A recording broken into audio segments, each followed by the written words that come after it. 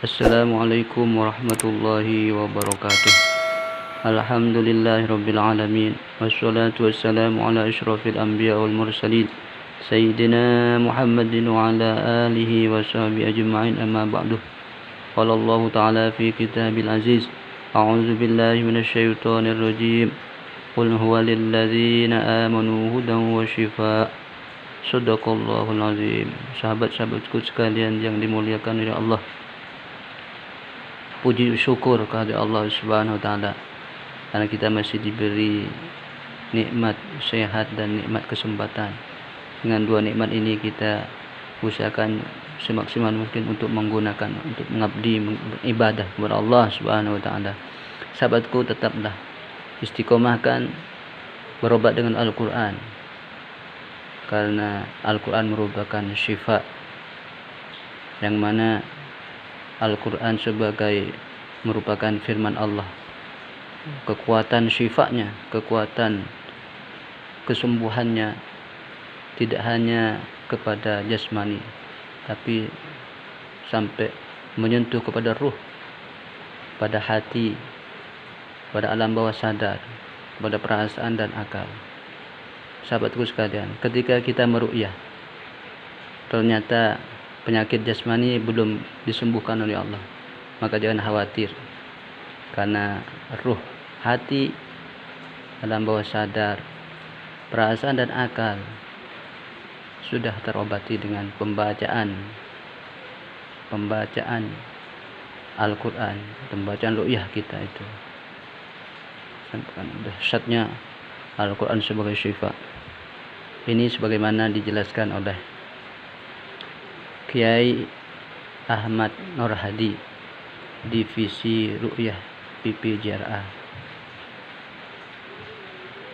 Oleh karenanya kita simak videonya yang akan datang ini. Sekian dari kami. Assalamualaikum warahmatullahi wabarakatuh. Maka ketika kita membaca Al-Quran, karena Al-Quran itu kalamullah, otomatis cahaya sifatnya itu, betul. Pertama kali itu yang diobati itu ruh, penyakit yang ada di ruh, rohani. Penyakit ruh itu cuma satu, jauh dari Allah. Jauh dari Allah. Saya mengambil jauh pendapat dari Allah adalah penyakit number one. Penyakit ruh. Itu saya ambil pendapatnya dari Profesor Dr. Al-Habib Quraisyihab. Masya Allah. Kemudian penyakit yang diobati oleh Al-Quran itu yang kedua adalah hati. Siapa yang merasa aman dari penyakit hati? Dan itu diobati oleh Al-Quran. Kemudian Al-Quran juga mengobati sistem yang tidak baik, yang bisa diketahui dengan kebiasaan yang tidak baik, karakter yang tidak baik dari manusia. Itu diobati oleh Al-Quran. Kemudian perasaan juga diobati oleh Al-Quran, seperti fobia, perasaan takut yang berlebihan, cinta yang berlebihan, kekhawatiran yang berlebihan, di mana was-was ini tidak pernah sembuh. Ini Al-Quran mampu menembus sampai ke mengobati luar biasa perasaan. Turun lagi ke akal. Sinar Al-Quran itu mengobati akal juga. Akal ada yang punya penyakit, ayo banyak penyakit akal, penyakit akal. Dan nanti akal saya uraikan secara penuh di pendalaman materi. Termasuk penyakit akal ini penting buat Ja'far karena dia nggak punya akal. Yang terakhir, saya perlu membuli dia, saya energinya panas dari sini. Yang terakhir baru mengobati jasmani, ya. Kadang Allah itu gini, yang supaya kita pahami. Ada orang sakit perut, diruqyah, mungkin kehendak Allah biarkan sakit perut itu masih tetap ada, yang kita menamakannya terus nggak sembuh. Tapi seorang peruqyah, seorang roki kemudian down mentalnya karena mengobati penyakit perut itu nggak sembuh. Dia lupa, downnya itu karena dia lupa bahwa Al-Quran yang sudah tadi dia bacakan itu sudah memberikan sumbangsih obat yang luar biasa untuk rohnya, hatinya, alam bawah sadarnya, perasaan sampai pada akalnya. Jasmani ini seandainya nggak sembuh pun tidak mempengaruhi selamat dan tidaknya dia di akhirat. Luar biasa. Kenapa kemudian kita harus minder, aduh tak ruqyah nggak sembuh, apa sayanya apa Qur'annya? Nah, akhirnya kan, nah itulah jadi Taskhirul Quran ini ketika nanti pembahasan pada mengobati alam bawah sadar, kerusakan sistem yang dibangun oleh seseorang, punya kebiasaan yang buruk, bahkan karakter yang buruk, karakter yang jahat, ya. Nah itu Al-Quran dengan metode taskhir itu nanti juga bagaimana peruntukan dan cara pemakaiannya untuk mengobati kerusakan penyakit yang ada di level perasaan dan alam bawah sadar. Ini sangat amat menarik sekali, very jiddan ya. Saya Rizida. Soalnya begini, kalau saya boleh memilah-milah dan saya sering ngomong-ngomong, penyakit itu ada banyak. Ini bicara secara umum, kalau kita bukan ranahnya seorang tukang suwo, kalau orang sakit itu mestinya ke dokter, ya kan? Kalau mungkin sakitnya psikologis, pernah ditinggal pacar, kemudian dia error dan sebagainya, mungkin dia bisa pergi ke arah hipnosis. Ke psikiater dan sebagainya, ranahnya itu ya.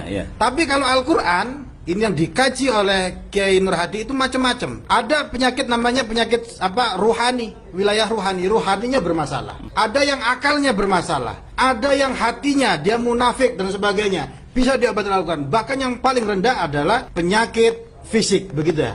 Ini saya sekaligus menekankan ke teman-teman praktisi JRA. Jadi kita harus bangga, pokoknya nyewok gawe Quran itu enak.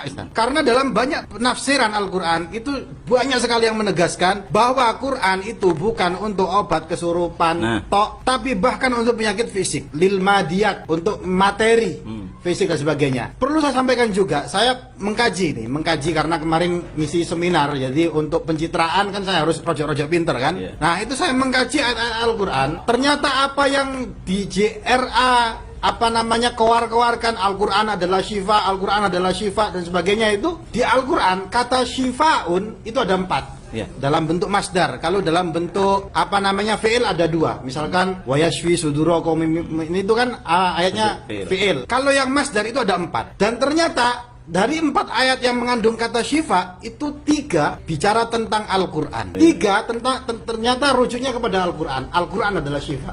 1 ternyata adalah madu. Nah, kalau seumpama etok-etok kayak mufasir ya, etok-etok loh ya. Jadi ternyata yang paling utama dan pertama memang Al-Quran. Untuk semua penyakit. Untuk semua penyakit. Ini Al-Quran, bos. Yang mengatakan Al-Quran adalah syifa 3. Jadi obat itu, kalau saya boleh tadi etok-etok mufasir tadi itu, obat itu dosisnya 75% Al-Quran, 25% bisa madu, bisa jahe, bisa obat, bisa panadol dan lain sebagainya. Kecuali obat untuk Buya Asy'ari. Obatnya nikah lagi. Gitu.